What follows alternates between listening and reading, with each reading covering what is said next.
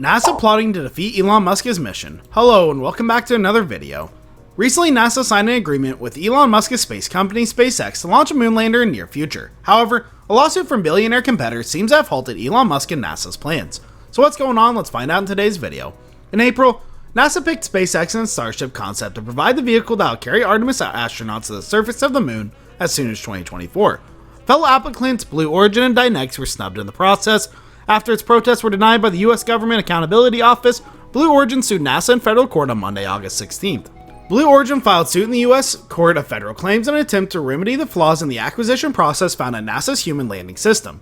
Blue Origin said in a statement, "We firmly believe that the issues identified in the procurement and the outcomes must be addressed to restore fairness, create competition, and ensure a safe return to the moon for America."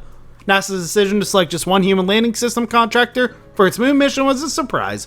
Executives within the space agency had expressed their hope to make more than one award in order to have a competitive development process. NASA later said Congress didn't appropriate enough funding to the other two contracts. In their resulting protest, Blue Origin and Dynex argued that NASA should have revised the program, terms to which became clear it had only had the budget to make one award. Further, the protests argued NASA improperly negotiated a final price point with SpaceX, the lower bidder of the three. Those arguments were rejected by the GAO, and although Monday's lawsuit was filed under seal, Blue Origin's motions indicates that it'll be citing the same info presented to the GAO along with the additional sensitive info. In short, Blue Origin is suing NASA and the federal government sided with Musk and SpaceX once again. United by passion, divided by its pursuit. Now both Elon Musk and Jeff Bezos prefer not interfering in each other's business, but by 2013 it was clear the relationship had soured. At the time, NASA was looking to lease the historic Launchpad 39A that sent the Apollo astronaut to the moon. Both companies put in proposals, but before a tenant was selected, Blue Origin filed a protest following comments from NASA's administrator Charles Bolden, which Bezos' company interpreted as favoring the SpaceX. In the end, the GAO rejected the protest, and SpaceX got the launch pad. The whole episode played out in a way that was awfully similar to the latest dust-up over the HLS. Musk even threw some public shade at Bezos in response to Blue Origin's protest, kicking off a war of words and legal maneuvers that continues today. A little over a year later, SpaceX scored another victory over Blue Origin with the help of the federal government. This time, the US Patent Trial and Appeal Board ruled that the majority of a Blue Origin patent for a landing space launch vehicle at sea was actually unpatentable. SpaceX argued, and the board even agreed, that the concept had already been conceived by various people in science and even science fiction for decades. Let the street fight begin. Up until this point, the tension between SpaceX and Blue Origin wasn't in the public so much. Unless you kept a pretty close eye on the space industry, that began to change when Blue Origin made its historic first landing on one of its new Shepard rockets.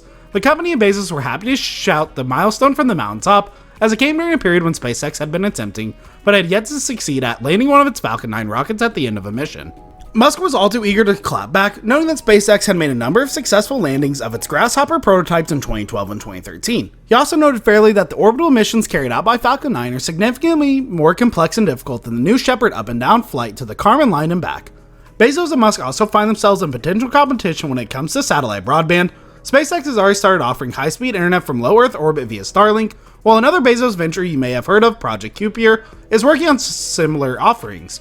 In response to a 2019 article detailing Project Kuiper, Musk simply called Bezos a copycat on Twitter. To the moon, Elon. But the current chapter of the 21st century fancy billionaire space race has the highest stakes yet. This is about each man's magnum opus, the competing civilization-altering visions each hopes will be the legacy. You've probably seen something about Musk's audacious plans to send humans to Mars and make us a multi-planetary species. Bezos isn't such a fan of this idea, and in 2019 he unveiled his own idea of the future of humanity. It involves much more of a heavy industry into orbit, along with some cool space stations in order to better preserve Earth's environment. The road to space Bezos described in 2019 goes to the moon in a lander and rover designed by Blue Origin. It's time to go back to the moon, this time to stay, Bezos declared on stage, but it would seem Blue Origin's price to make that happen wasn't right for NASA. Instead, SpaceX's Starship, the same vehicle Musk plans to use to execute the Martian masterpiece, is the ride a space agency is now planning its next act around.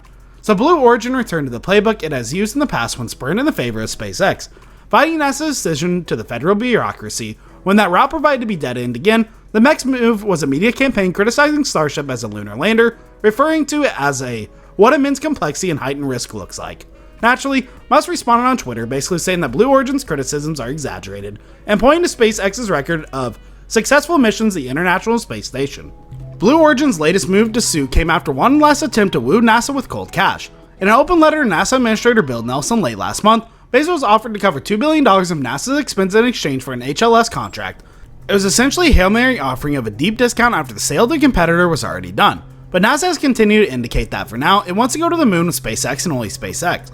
Blue Origin still refuses to concede, even if it means delaying humanity's lunar destiny in the process. NASA's 2024 target for new boots on the moon has always been aspirational, to put it generously, and with the key contact tied up in the court, it's a goal for now that feels double impossible. This also means SpaceX can't work on its project, resulting in a loss.